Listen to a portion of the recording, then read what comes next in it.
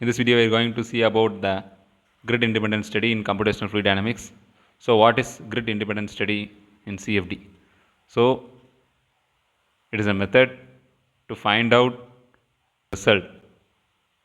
Whatever we are changing the number of elements or the nodes, how the results is varies. So, we need to find out the proper result by varying the number of elements up to there is no change in the result. So that is a basic concept of grid independent study.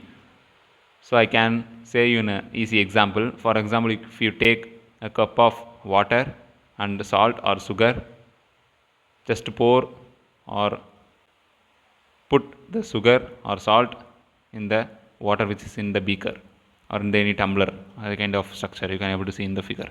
So after pouring the salt or sugar, it is a solute.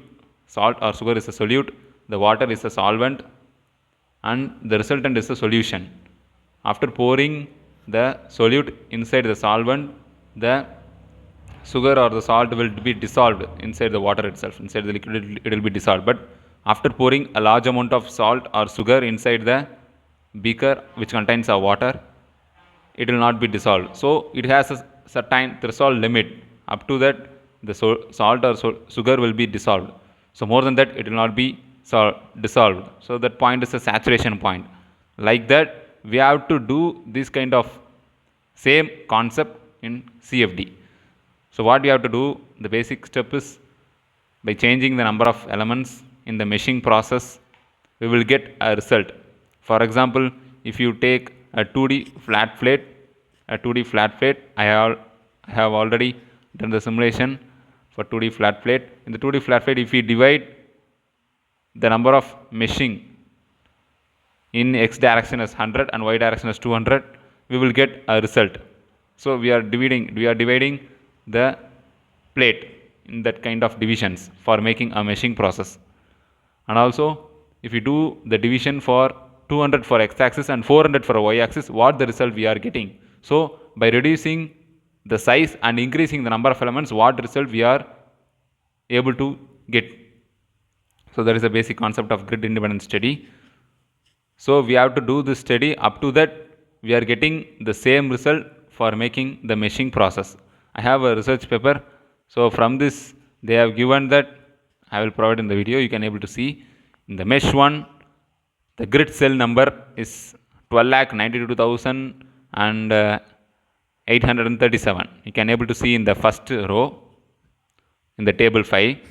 So it has a calculation time and delta Tm max in degrees Celsius and RD. RD is a percentage of the percentage what we are getting. So this is one of the article from Energy Reports. You can able to see in the video. So the relative difference. So the relative difference is around 3.8% for the first one. So if you see for the mesh 2, you can able to see is 21 lakh and 75,725. There you are getting 1.8% in the RD column. RD you can able to see. First one is 3.8%. The next one is 1.8%.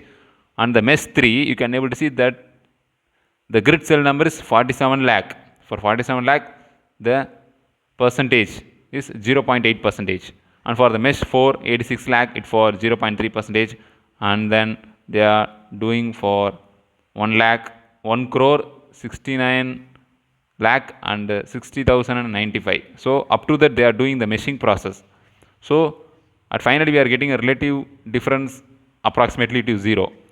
So up to that we have to do this kind of meshing process by changing the number of elements. This study is a grid independent study, as I already told with a clear example.